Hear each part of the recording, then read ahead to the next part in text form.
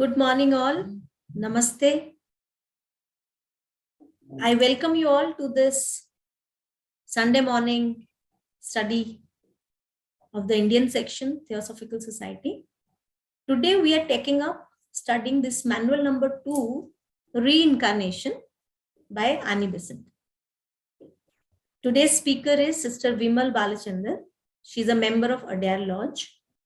Before I invite her and she starts this study class and her presentation, let us invoke the universal invocation followed by 1 minute silence.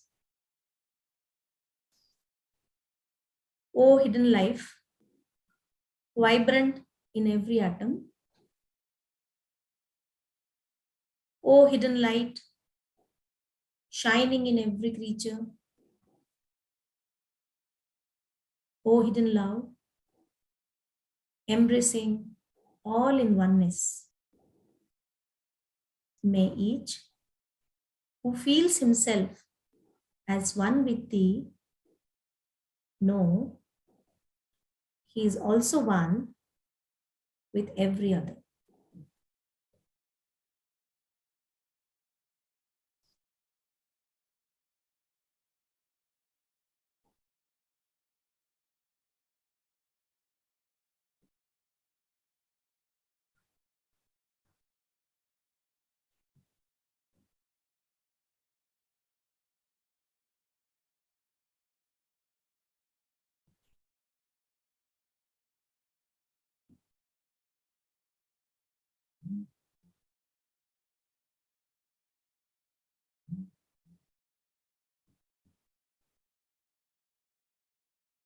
Come back. As we all know, Sister Vimal Balachander has already spoken in various forums. She's going to talk about reincarnation, referring the Manual number 2, written by Annie Besant. Sister Vimal is a trained architect, but she changed her profession to teach special education to special needs children since 2010. She became a member of Adyar Lodge in 2010, post an incident which triggered her to come into this search for answers and meaning of pain and purpose of life after her mother's unexpected demise. Since then, she has attended many programs, School of Wisdom courses in Adyar campus, and in 2015, she started a support center for special families, and they named it Mitra in Chennai. She was thoroughly inspired by Theosophy for taking such an initiative. She says, Theosophy is my guiding light and helps me daily to improve myself. She's on this path to share theosophic knowledge with her friends and family members, and she's continuing to gain clarity from others on the same path. She's a thorough seeker. So let us listen to this seeker, Sister Vimal, what she brings on board about reincarnation from her study. Over to you, Sister. Thank you so much, Sister Suvralina, for a lovely introduction. Firstly, I must thank Pradeep, brother, for the opportunity and the trust he has given me to do this chapter. I also welcome all my senior teachers, Mr. Shinde, from whom I have learned a lot, and all the other seniors like Sandhya ji, who's like my elder sister in Theosophy. Also, a few people for whom this is the first Theosophy lecture. And I hope that it will make sense to them also. They are my family members. So we'll start the program. Let me share the screen.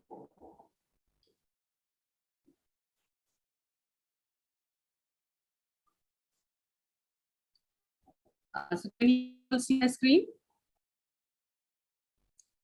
Can the screen be seen? Yes. Yes, yes. So, yes. So, well, we started the introduction. This book was written in 1892. This is 3 years after Annie Besant met HPB. That is, H.P. Blavatsky is the founder, one of the founders of the Theosophical Society. And this book was written 3 years after she met her. and 2 years after HPB's death in 1892. And the purpose of this book, in her words, is to make plain some of the great truths that render life easier and death easier to render life easier to bear and death easier to face. So this is, of course, this is a reason why we come into all this is our search to end our pain, to understand what life and death is all about. So the concept of reincarnation swayed the minds of millions in the past, but was forgotten in the dark ages of Europe. In ancient civilizations like India, the Mayans in South America, other tribes in North and South America, Egyptian civilization, Christian Gnostics, Zoroaster, all had belief in reincarnation. All the ancient, where there was ancient civilizations, they had belief in reincarnation. While Europe was steeped in barbarism, the divine doctrine of reincarnation was very much alive in India, and morality in the teachings of Buddha, so profound a teaching, cannot be lost. So in India, this was always there. And here you can see a painting which I have put of made by Abhindranath Tagore, who's the nephew of Rabindranath Tagore. The title of this painting is Bharat Mata. And in her hand, if you can see, she is carrying a white cloth, a rosary bead, some sacred text, and some wheat, stalks of wheat. And what it represents, according to one critic, is that this is Bharat Mata asking for liberation from her children, from her sons. So this was made in 1920s, and this was the ethos of India in those days. While what Indian belief in reincarnation as taken for granted among Indians at that time, this can no longer be said as true for the young new generation of Indians who are too influenced by Western scientific thought and may have some skepticism, as also the modern Egyptian youth or any of these Greek youth, for example, they all may have skepticism.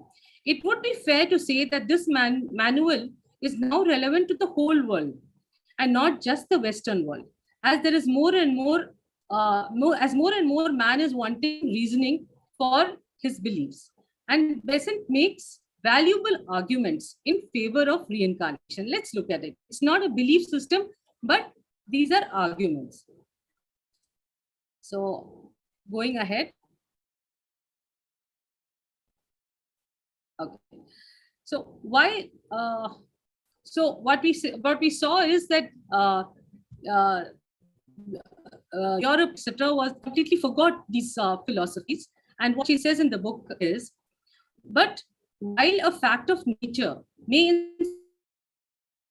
for a time be ignored, it cannot be destroyed and submerged for a moment. It will again reassert itself in the sight of men.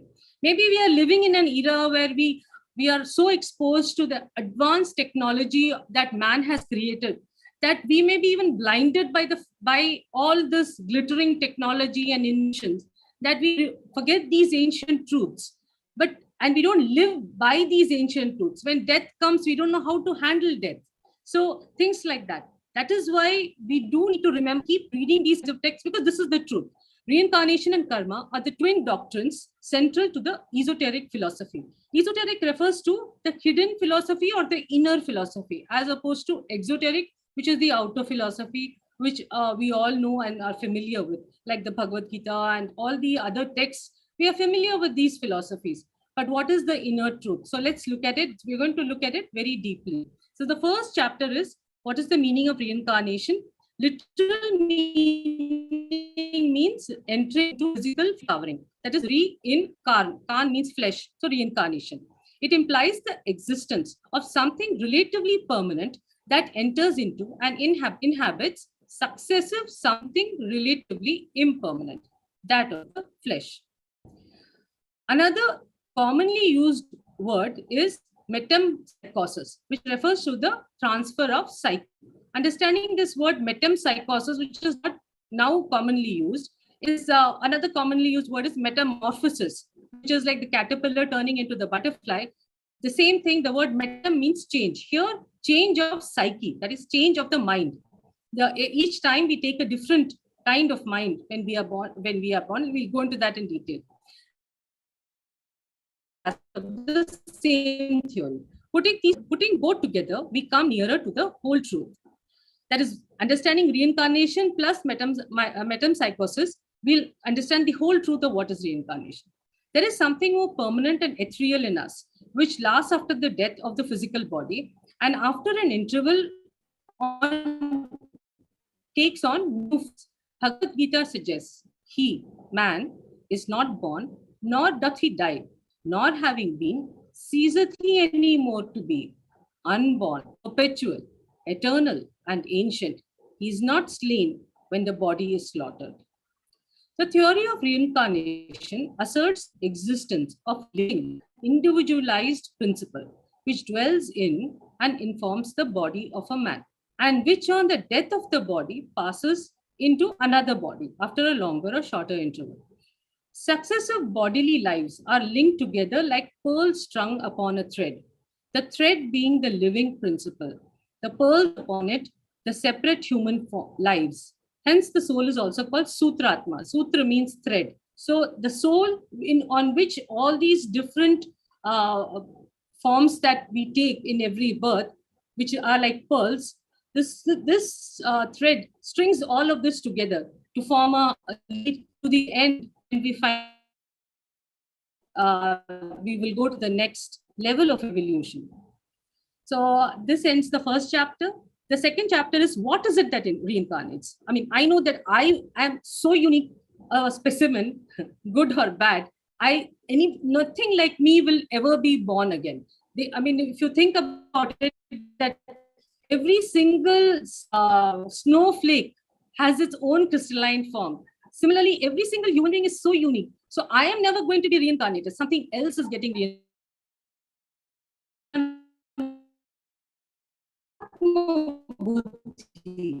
The spark of the divine is not one body to another. We just gave it another name, Sutratma, before this. Now, in Theosophy, we prefer the word Atma Buddhi. Atma and Buddhi combine together to form what is called the spark of the divine, and is what moves from one body to another. Having completed 3 rounds or kalpas, the Atma Buddhi takes the first human form in the 4th round, initially senseless, more like animal. Now, to understand this, the 3 rounds of kalpas refer to what are called pralayas and manavantras. What is the system is that just like we go to sleep at night, the entire universe also goes to rest. And that is called pralaya. And then when it is awakened and it comes back to life, it is called manavantra. Manavantra comes from the 2 words Manu and Antara. Antara means gap. Manu is between 2 Manus, that is between 2 lives. This is Manavantra. That's the time we are all there. So this whole cycle is 1 kalpa. The death and birth is 1 kalpa. So we have had 3 kalpas, and in the 4th kalpa is when our consciousness coming from the mineral to the animal, to the plant, to the animal, finally comes in human form. And what is the beauty and speciality of the human form, we'll continue to understand that. A double evolution has taken, one of the physical form, second brain. Till now, the monad is not self-conscious. A 3rd evolution is also taking place, that of the mind, the principle, which is not the brain. So here we are looking at the fact that the very important aspect of what makes us higher than an animal is self-consciousness. The awareness that I am this person with this education, this background, this family. A dog, a cat does not have that self-awareness. It has emotions to some extent. Plants don't have even emotions. So very less amount of emotions. Whereas animals have even more emotions. But I have a consciousness that I am separate from others. That is a sense of separateness. The impetus for the mind to develop is given by previously evolved beings, the sons of mind. Mudras, self-conscious, intelligent entities, as is implied by the name. Now, to understand this whole universe has not been born just once. not been born just 3 kalpas ago. So many times it has taken these rounds, and so many times gone back to sleep. So there have been people who are higher than human beings, much higher. And those divine entities are given various names in our texts. They are also called Dhyan Chauhans, Lords of Light, Kumaras, Dragons of Wisdom, Solar Pitris, or now these high energies or beings, they give a spark of their intelligence, their mind, to the animal body. That's when the mind itself is born. So this is important to understand. These are all certain self-conscious, intelligent entities with a long past of intellectual evolution behind them, who found in physical man the instrument ready and fitted for that further evolution. So how important it is to understand this aspect, that our intelligence is not something to be taken very lightly. They say the Logos himself has that one great thing called intelligence, Sat Chit Ananda. So Chit refers to intelligence, and that intelligence has to be born inside us. The purpose of this is to develop man as a self-conscious thinker. The Lords of Wisdom or Dhyan Chauhans become the teachers to the lowest grade of solar pitris, who take birth in human form at the start of this phase of evolution, from which now the fifth principle of the mind starts developing. The man is the link between the divine and the animal, that we have viewed as essentially connected and yet held apart from close intercommunion. He stretches one hand upwards towards the divine monad, whose offspring he is, striving upwards that he may assimilate that loftier nature, that his intelligence may become spiritual. Here comes a very important sentence. His intelligence, or intelligence alone is not enough. We have to start at intelligence as a man, but we have to go towards spiritual. How does that happen? His knowledge becomes wisdom. Thus, knowledge is not enough. Wisdom is required. He lays his other hand upon the animal, which is to bear him to conquest of the lower planes. He may train and subdue it to his own ends and make it a perfect instrument for manifestation of the higher life. Long is the task before him, no less than to raise the animal to the divine, to sublime matter into spirit, to lead up the ascending or the life that has traversed the descending up, and now to climb upwards, bearing with it all the fruits of its long exile from its true home. Finally, he is to reunite the separated aspects of the one, to bring the spirit to self-consciousness on all planes. Matter to be its perfect manifestation. We are actually trying to raise the physical matter, which started just as mineral, then went to become a plant, and then an animal, and now a man. We are trying to raise it to a level of divine consciousness. So how many births will take place, and how much time is going to take place? In fact, each sentence of this paragraph is in itself. That's the amount of study we have to do to understand all that is being said. And in fact, this is a very concise form of the core of the main theosophical text, which is the secret doctrine. So here we can understand a few simple things, which is the monad, which refers to the Atma Buddhi. The combination we call monad, because that Atma Buddhi is just one, and that one we all share. We have separate body, emotions, and mind, and all that is separate. But what is inside, the highest, that is the Atma Buddhi, is common for all. The monad is a universal principle to which we all belong. Only the thinker is individualized. It is the thinker who has to control and unify the animal in him to the divine in the monad. It is the thinker who reincarnates. Hence, every experience of the thinker helps in understanding and building the wisdom that is necessary for its growth. So let's look at the next chapter. So there's so much to understand in this previous chapter, but we will have to keep progressing. And theosophy, the system of learning in theosophy is, there will be things that you don't understand, and you can give it up, leave it for some time, and go to things you do understand, and take a lead from there and go to the areas where your questions are coming. So things can seem complex, but eventually What is it that does not reincarnate? We know what is reincarnate. That permanent Atma Buddhi in us is reincarnating every birth. But what is it that is not reincarnating?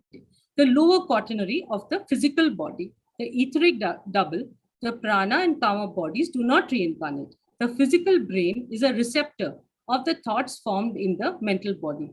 Now, whatever I'm reading, I just want to say, are all excerpts from the book.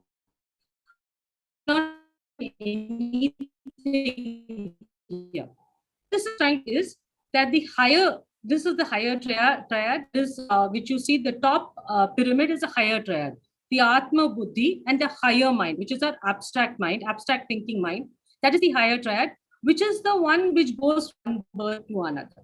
And the lower quaternary, which is the lower mind, like things that I'm right now thinking of, small things, the practical things, even knowledge is the lower mind. Emotions, the etheric double, for people who don't know anything about it, this refers to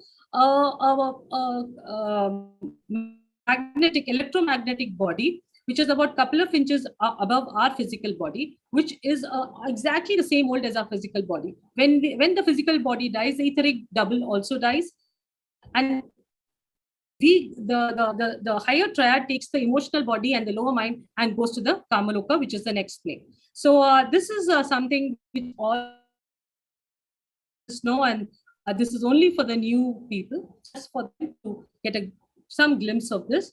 So continuing on the third chapter, physical brain is a receptor of the thoughts formed in the mental body.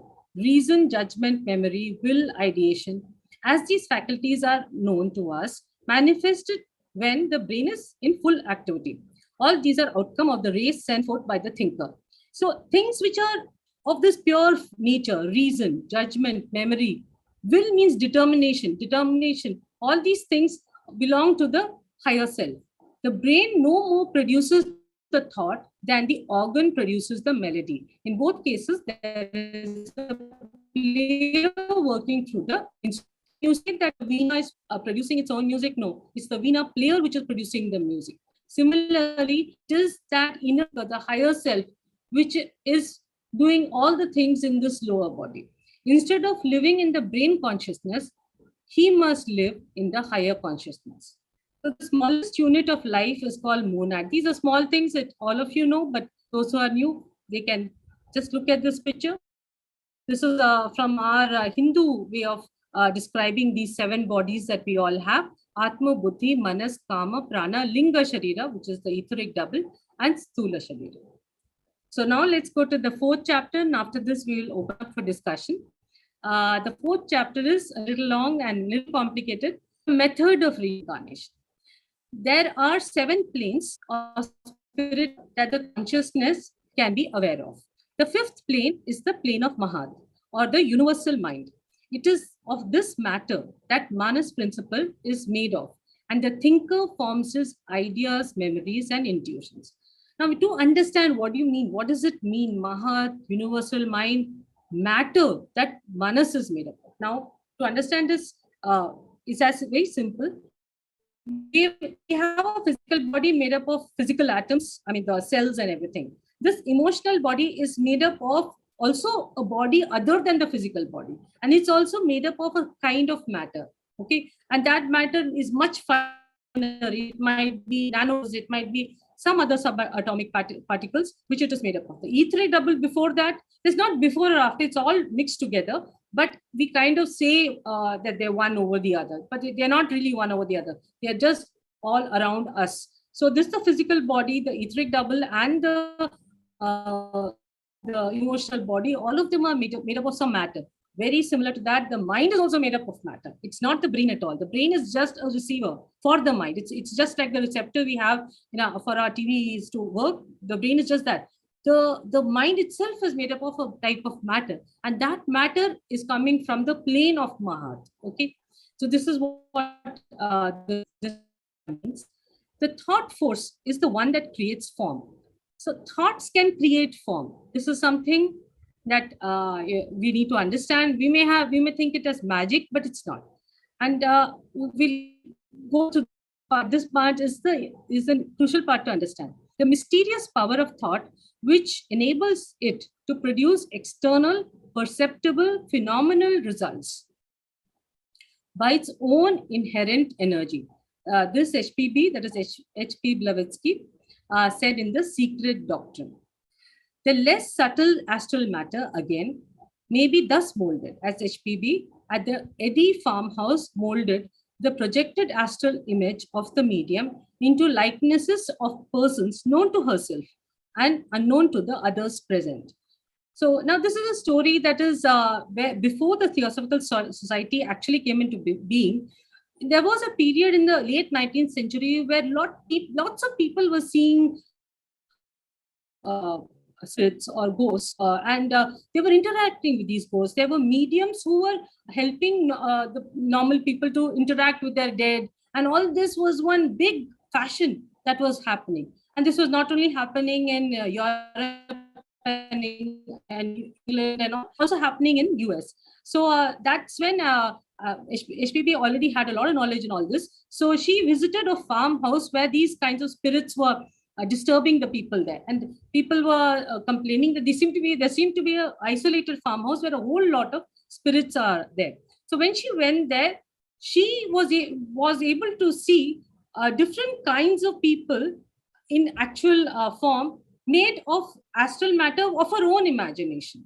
So that's when she was able to see and tell people what she is seeing. That's when she also met Olcott, and Olcott got interested in this whole thing, and it led later on to the formation of the Theosophical Society. Any habitual line of thought, vice or virtue, makes its impress on the physical features. Now, this is the thing, that our thoughts can create. Now, how does that happen? What happens is, if, for example, if you think about it, like you have, if you're trying to create a happy thought or happy atmosphere, automatically you spread that happy energy, and immediately there is a sense around you that there is happiness. But this is at an even higher level, where thought itself can create form. The manas is a form producing energy. This invisible form densifies the astral level and further in the etheric level, and further in the physical level. It is visible to our vision. The example of how oxygen and hydrogen in air is not visible to us, when there is a spark, they combine to form water, which is partly visible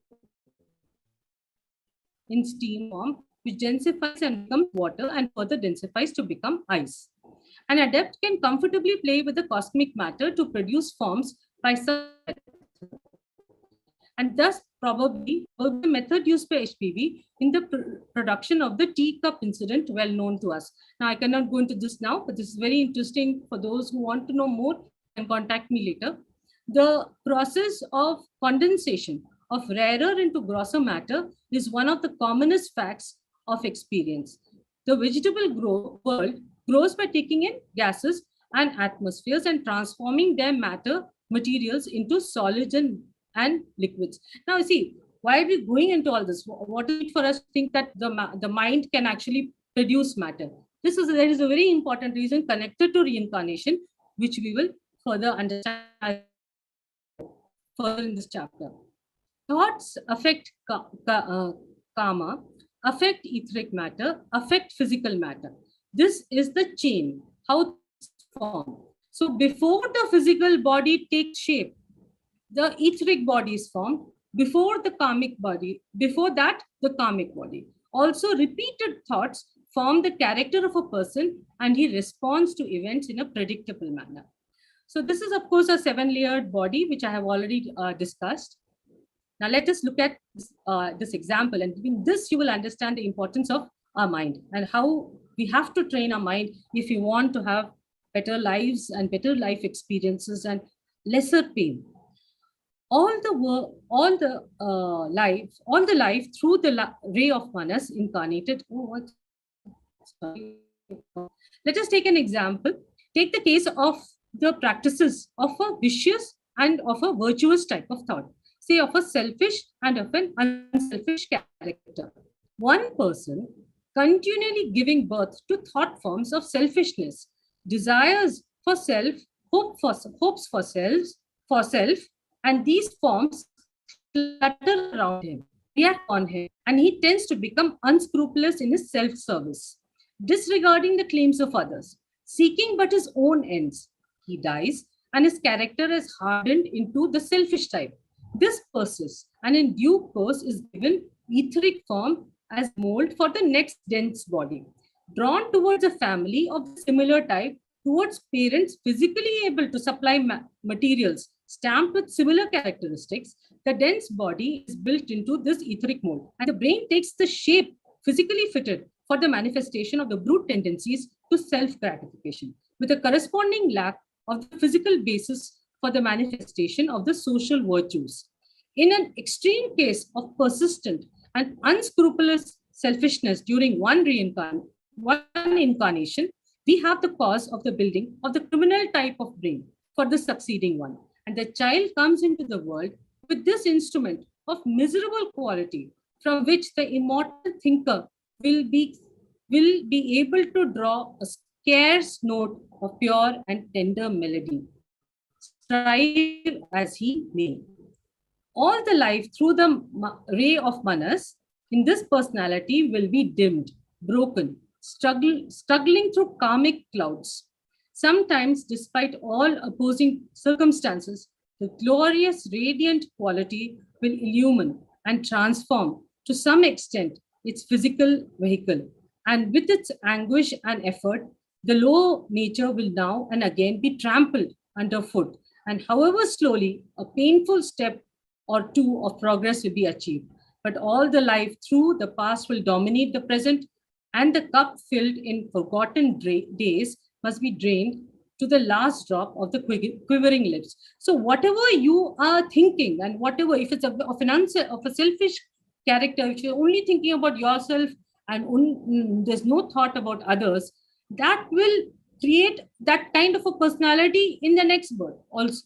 So that kind of, you will not sacrifice for your own child, and you will think more about. There's so many such cases where we hear of such level of fights in families.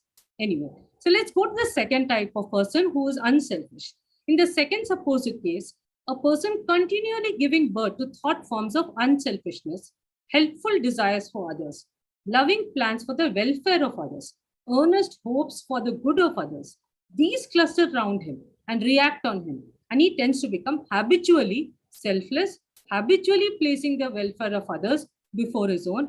And so, when he dies, his character has become ingrainedly unselfish.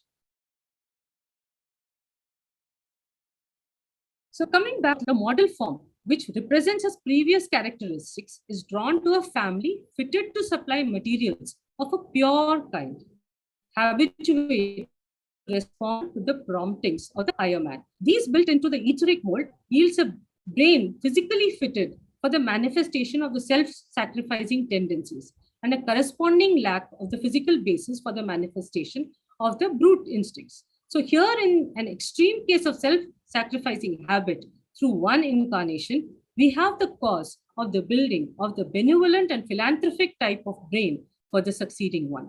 And the child comes into the world with this instrument of splendid quality, which thrills between the lightest touch of the immortal thinker, breathing forth divine melodies of love and service, till the world wonders at the glory of a human life, at results that seem the mere outflow of the nature rather than any deliberate effort being made. But these royal natures that overflow in blessing are the outer symbol of long conflicts, intently waged, of conflicts of a past unknown to the present, but known to the inner conqueror, that is the higher self. One day to be known to the personality he informs. One day, at the end of it all, we'll see this all our lives, and we'll understand what our journey was all about. So here is the last, this poem that has been is part of this text, quoting from part of the poem by Edward Carpenter, puts this truth in toward democracy in The Secret of Time and Saturn. Beware how thou seekest this for thyself and that for thyself.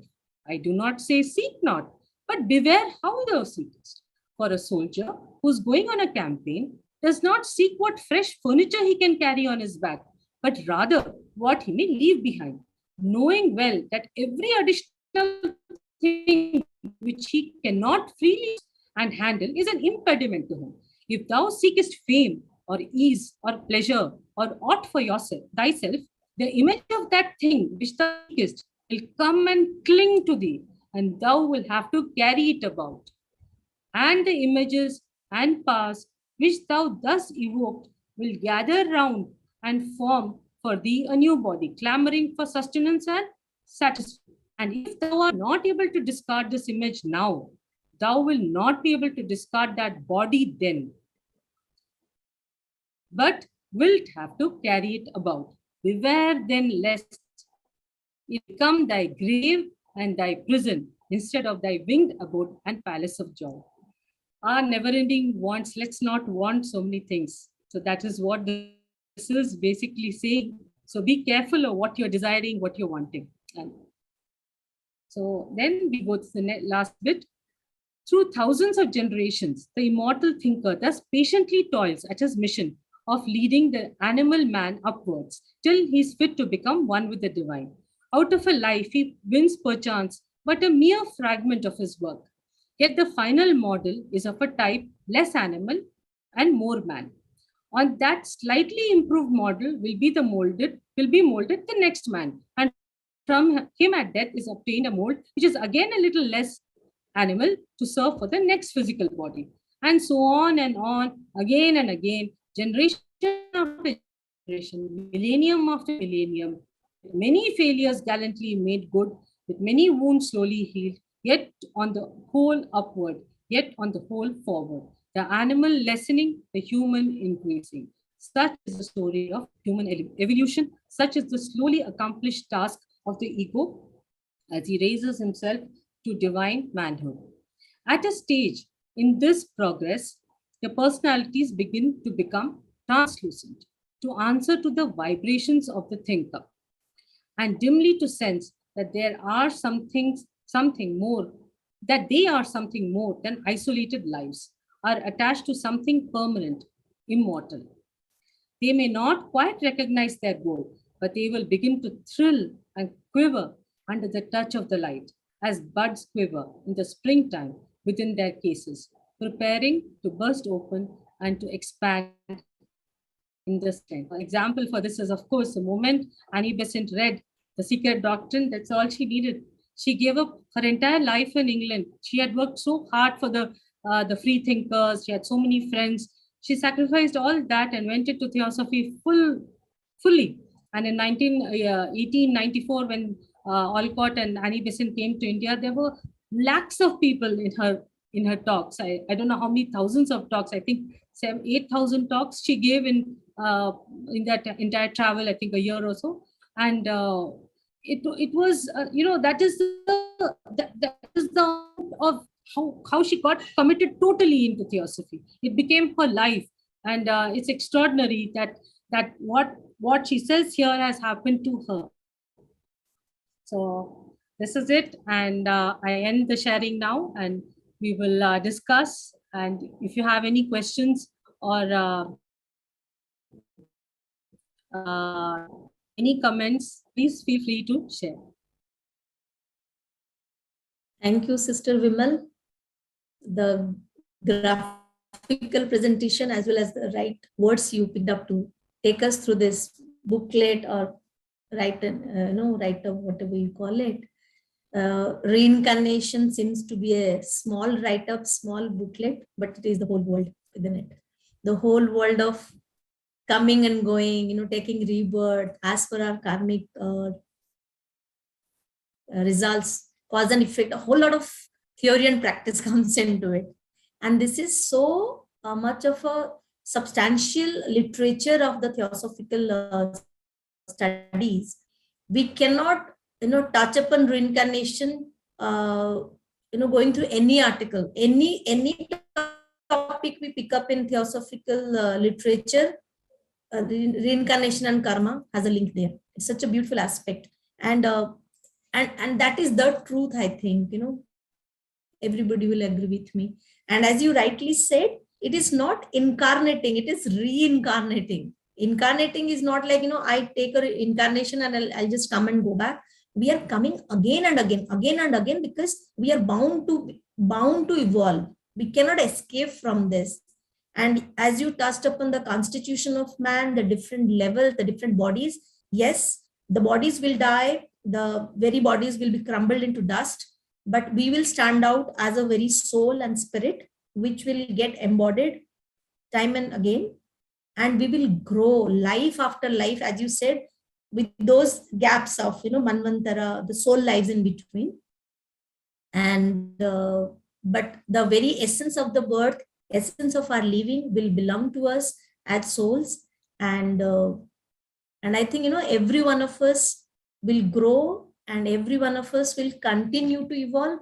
And basically we are God in making. And one day, all of us will come to the fullness of this diviner self.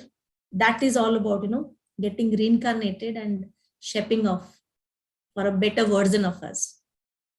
Thank you so much for, touching upon all these pointers. And we can only contemplate on them and keep doing good deeds so that in the next incarnation, we are, nearer to the divinity, nearer to the supremacy. There are senior members in this forum today. Anyone would like to comment upon on something which is not covered? Whichever is covered is fine. I just summarized. Any other aspect for the audience who are new? I'll request senior members, one or two of them could, voluntarily tell us one or two new things which we could follow, or any question you can put up to the speaker. I'm just adding a few points. Yes. From the secret doctrine, Vimalji also mentioned that the points are relevant. But the important point which secret doctrine given to us, the doctrine of constant renewal. In that the doctrine of constant renewal, it is a divine law in which, like Earth, every atom, even a human being, they after the period of activity, they require rest. So it is the period of rest, and again reincarnation taken place, in which the doctrine says reincarnation, which is an Italian word, means we are again to be reborn as with the flesh. So after a period of rest in the higher planes,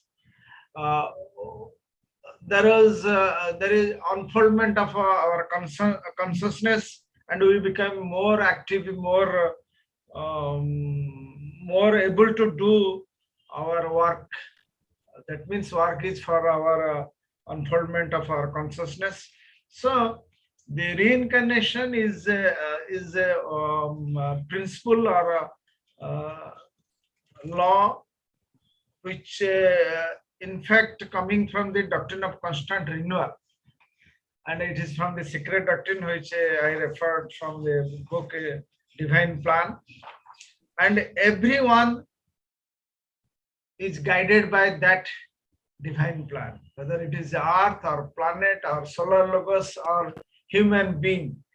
So as Besant in introduction of Vimalji also mentioned, that this is just a preliminary points C mentioned, means animation mentioned, for the serious student to ponder over, to discuss, and more they will go for the study of reincarnation. And side by side, Professor Shinde sir is here. He will give karma and reincarnation. When your karma is exhausted, there will be no further reincarnation, and you will be free. You will be free to move forward. So that's all. And Professor Shinde is available now. Sir, you can. Yeah, Brother Shinde, if you could. Vimalji has explained very nicely all points he has covered. Even the PowerPoint were very nice, appropriate designs. And those were very meaningful. All that, how the animal man and divine man connected, and how he gives the lift to the animal man. That is very nice, all depiction. Very nicely explained, very interesting and inspiring. Thank you, Vimalji. I am very happy to listen you. Very nicely you explained. Actually, the law of karma and law of incarnation, they go hand in hand. Both are essential for evolution. It is not a cyclic one, but it is cyclic in the sense, not circular, but it goes up like this cycle. One cycle goes up and again another cycle like this. It is, though it is repeating, but with improvement. So law of necessity, because in one life, we cannot become desireless. Desire is the cause of reincarnation. So desire is the cause of reincarnation, and we cannot become desireless in one life. So if we are not becoming desireless in one life, and if according to divine plan, perfection is the aim, then how can we become perfect in one life? So it is a logic again. So it is a law of necessity.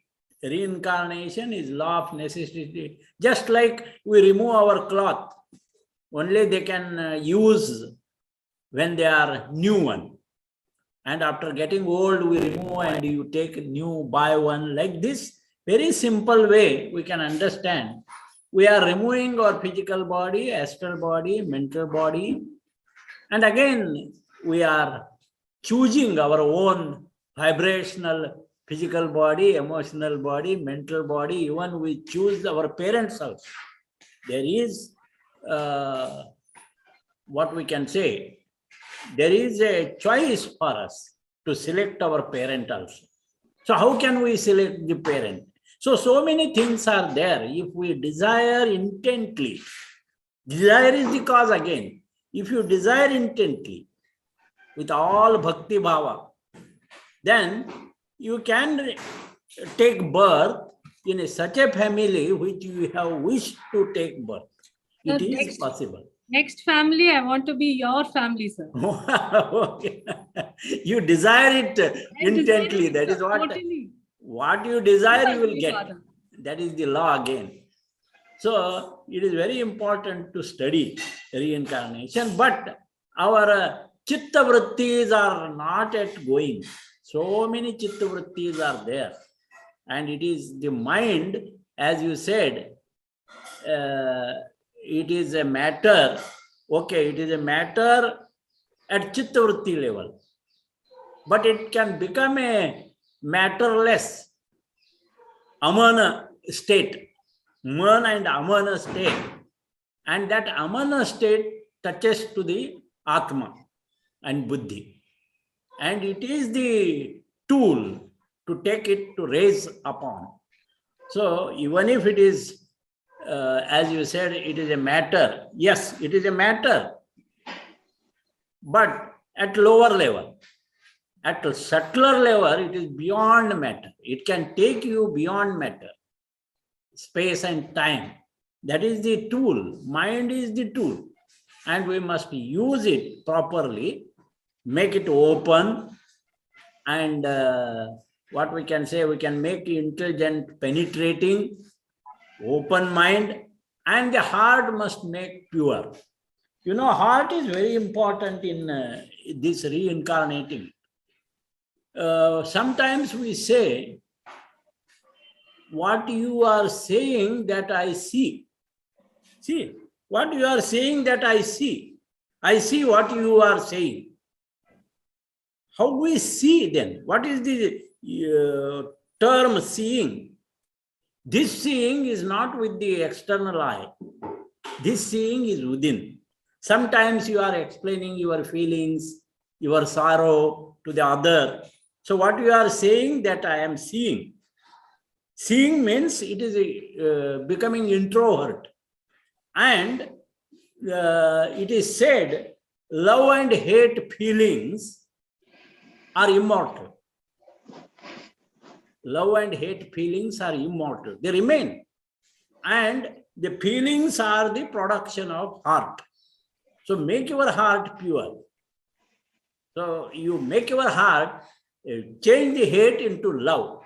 And love is immortal, it is said. And whatever you think that is mortal, that dies after some time. Thoughts will die after some time. So mind is matter because it is producing thought forms. And whatever is produced, it is going to vanish. But on the contrary, heart is so difficult to understand, and it is a center of feeling. So what you say, what you are describing, your sorrow and feeling, that I see. So it is becoming tuning. That kind of tuning is very important when we understand. And these chitta vrittis, unless they go, we cannot have mukti. So reincarnation, we have to go through these incarnation after incarnation. Don't know how many lives it takes. But as Krishnamurti said, you can liberate yourselves at this moment. So there is no time bond. There is possibility of liberating from these chitta vrittis. And for that purpose, we have to meditate and all that. So the study of reincarnation, Krishnamurti has asked, what is it that reincarnates? Yeah, we say immediately our body is physical body and we explain everything. Good, no problem. But these are the chitta vrittis which are reincarnating. And if we become free from them, then there is no necessity of reincarnating. So mukti will be there. That is what I think. Just I want to add in it. But Vimalji has explained very nice. He explained in the sense, these are the noble thoughts of theosophical teachings, which we are together studying actually. So Vimalji has explained very nicely, and I congratulate her. And it is really interesting and inspiring. Thank you very much. Thank you, Suvralina ji. Thank you, I Sundar saw sir. you after a long period. Very nice of you. Thank you. Thank you, Sundar sir. For the younger ones who are sitting in this forum, I would just explain what you say by saying, when somebody says something, you see that. I'll just go to the reverse of it. When we were little kids, or maybe these days also in competitive exams, there is something called a picture story. A picture is given to you and you have to write what the picture says. So it's not about hearing words, hearing pictures. That means what you show me, I am hearing it, the other way around. So it is not just through these physical organs. There are things and senses beyond what is visible. That is why there is an invisible world. So today, before we go to our concluding prayer and a minute of silence to absorb, just in context to this topic and what we have been talking so far, I will just, go back to the very simple thing we have been doing on a regular basis in a meeting. Let us all close our eyes. As Vimalji said, let us choose our desires. So I'm going a desire exercise. So we all are desiring something together. Let's do it together. Observe 1 minute silence, then I'll do the concluding prayer. Okay. So the desire is in this group and for others around us. Someone raised his hand. I'll come back in that case. 1 plus 7. Who's this 1 plus 7? Hello? Hello, ma'am, it's me. I had a question. Okay, please carry on. Please carry on. No, if there is a question you have to ask, we cannot just Okay.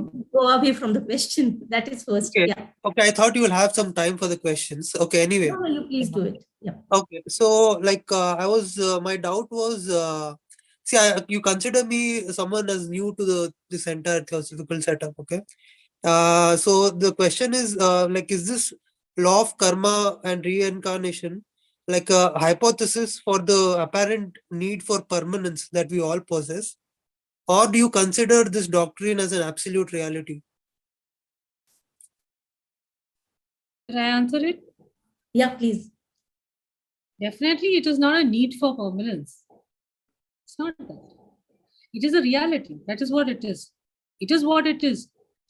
It's not coming from any need.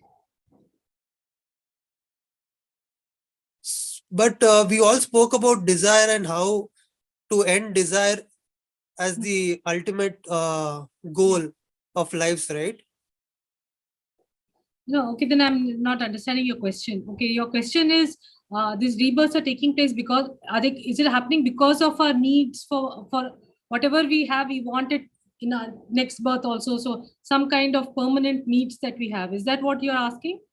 No, I'm asking this concept that we are professing here.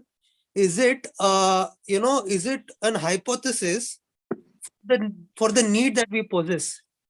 Like, is it an hypothesis, or do you consider this, whatever you're professing, the law of karma or the law of reincarnation, as an absolute reality?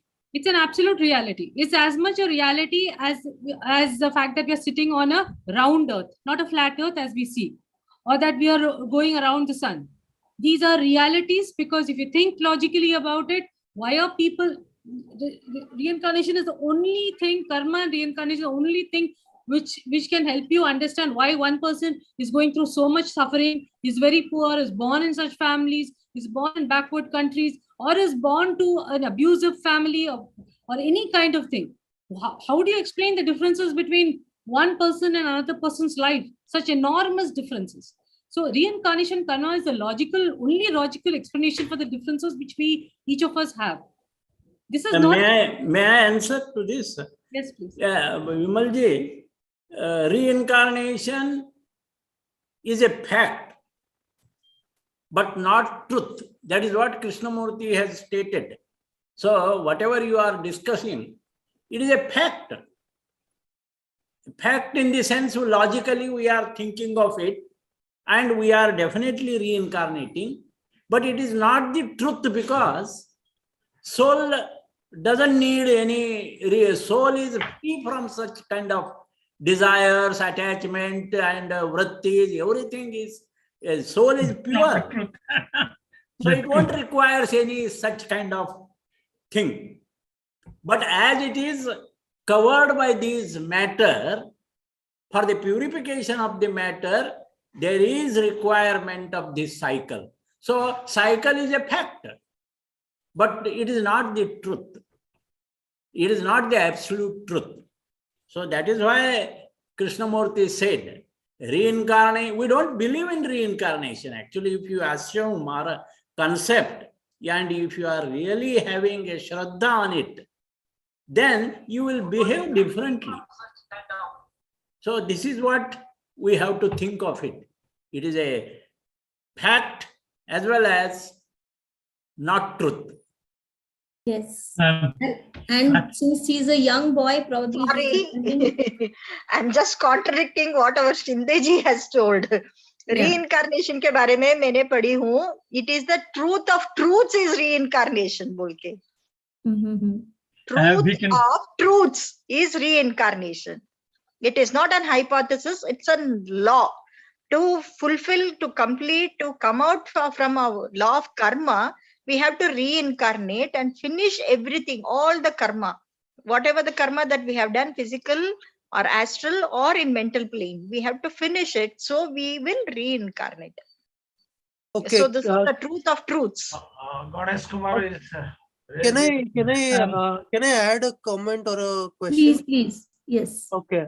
So what sir, I don't know his name, sorry.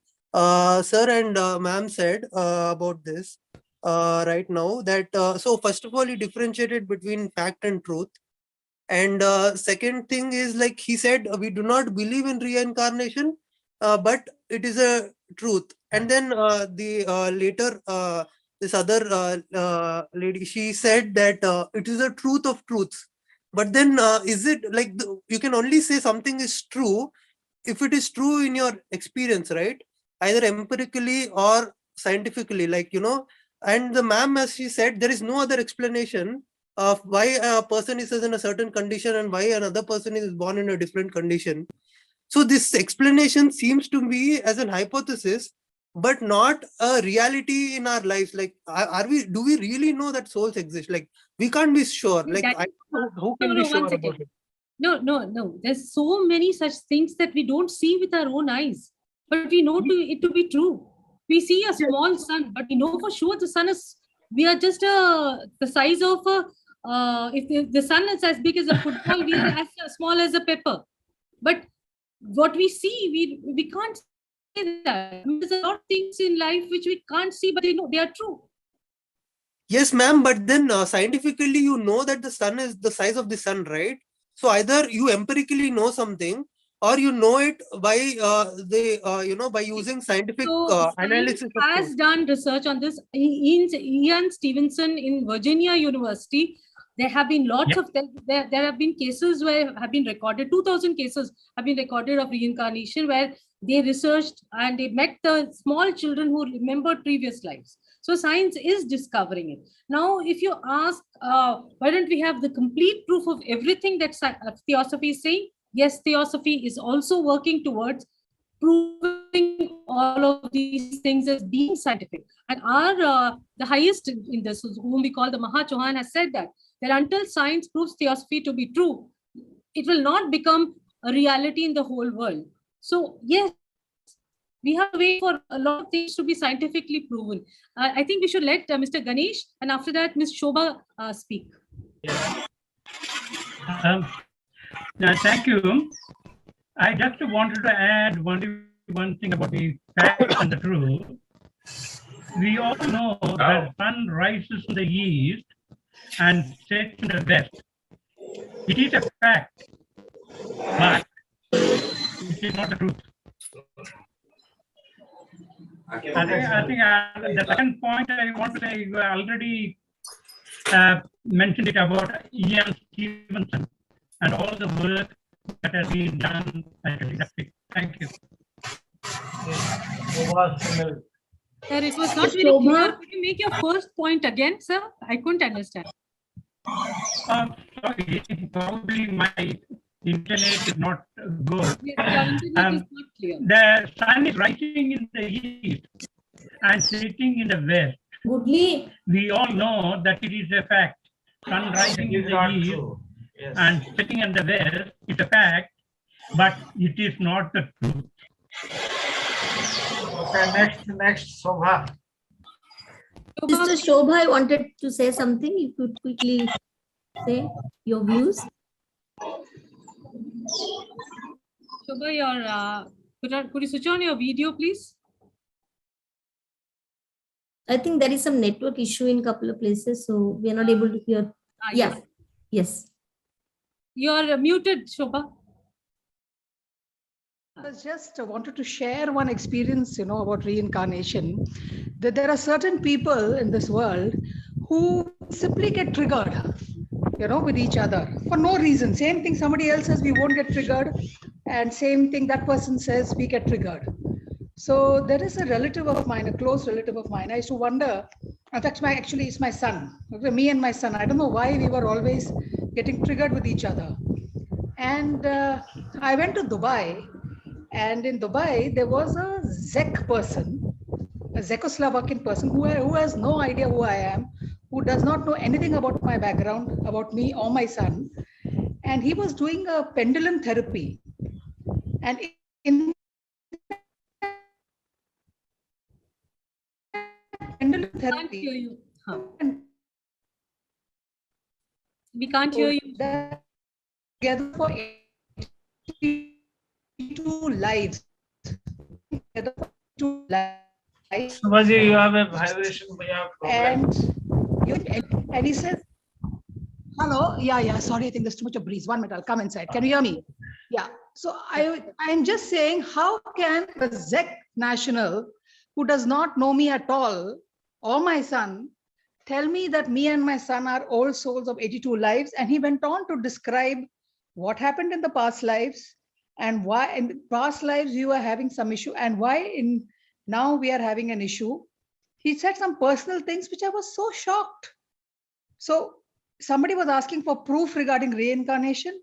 I think that was one clear proof, that both me and my son, we have reincarnated over the years, and we both are old souls, and he chose me as a parent because there was something incomplete between both of us. Since so many generations, so many years, so many, 82 lives, So an outsider talking this to me in some strange place as Dubai, I think this was one of the biggest proofs I got of reincarnation, because certain things he told about our present life, what we are going through, and he said the reason of this is because what has happened in the past. Yeah. So I just wanted to share that, whether you like it or not, reincarnation is the truth. And if you are just open to the idea, you will find some proof, Till then, I had only read books about reincarnation and karma and all that. But when this man told me about my past life, and even when my son had an accident, I went to this, he broke his leg for 3 months. And I went to the Nadi Shastra. You know what is Nadi, but they read from the paper in Pune. And I asked, why is my son suffering so much? He's 18 years old. Why is he suffering so bad in with his leg pain? He had a fracture in both his thighs. And then that person told me that your son was an Ayurvedic doctor in the past life. And he in detail, he spoke about my son's life, why he had the accident. And he said in the past life, he would, as an Ayurvedic doctor, he had given wrong treatment to somebody's leg. And this life, he's suffering the karma of his leg. And this is, believe me, Nadi Shastra is not somebody's imagination. This is something which he read from the paper. And he also does not know who my son is. He does not know my son has an accident. He does not know anything about me.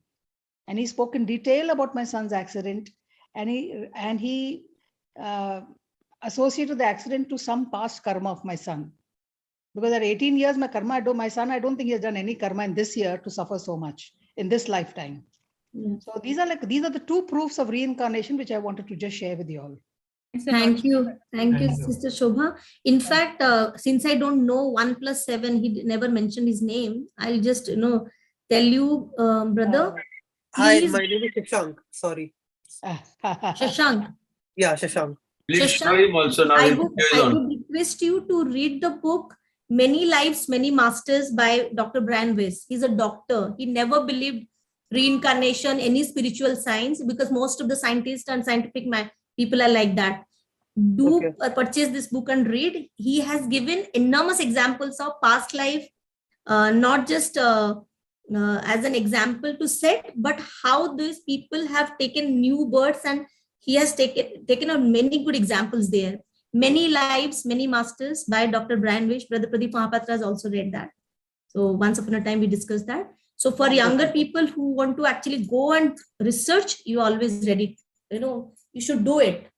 That's a good thing. Questioning and searching is a good habit. He has the right to question. Yes. But brother, it is slowly you have to develop by a little study, by little meditation. Then you will, with time will come when either you believe or you will think that it is a truth. And we are told that in fact, when you reach at the level of last stage of your life, not in this incarnation, after many incarnation, then you will believe that everything is true. Not only it is had any other meaning, because I'm giving one example of what Shobhaji mentioned. It is in a theosophical fact. It is a very senior layer of France. He born blind and became a very senior advocate in France. But he is a disciple, one of our inner founders. And towards the last part of life, when he asked the teacher why I was born blind, having so much spiritual power, etc., etc., then the teacher told him that in 5 incarnation back, you are an army general of a king, and you committed many person became blind because of your action. You did not protest the king. So all these things are now. Then why not immediately? Immediately it could now, because of the law of karma, lots of karma. They will see how far you can survive the immediate result of your immediate karma you have taken in the last birth.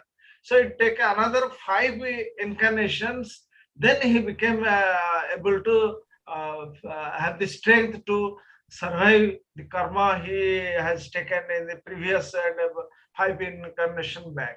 So Karma reincarnation is a divine law, and whether we believe it or not, that depends upon us. And the time will come, whether in this incarnation or in future, we have to believe it.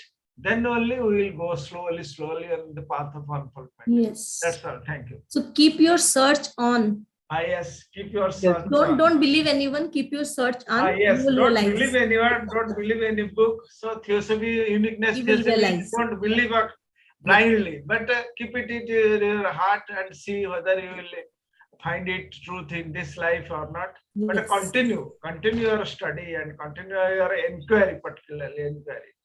Keep reading, sir. keep exploring, keep questioning. You will get your answer. Okay. Thank you. So now Like, let us go and so let us sit for a while Yes. before we get into silence. I just thought of doing a exercise. I mean, not an exercise. Let us close the eyes and invoke this. Our very Asatoma Sadgamaya. Okay. Lead us from unreal to real. Lead us from darkness to light. Lead us from death to immortality. 1 minute silence, please.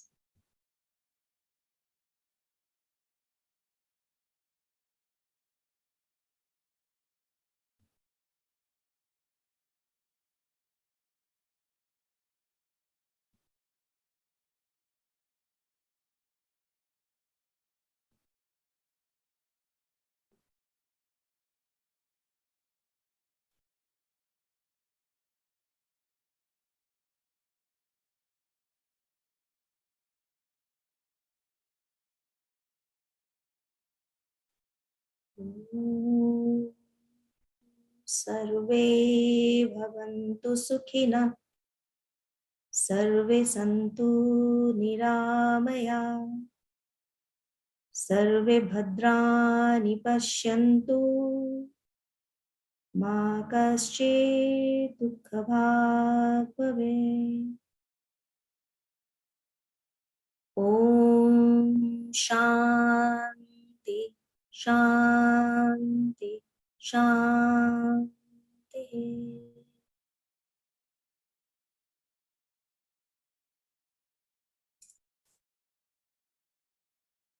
Thank you all. So till we met again, let us stay tuned.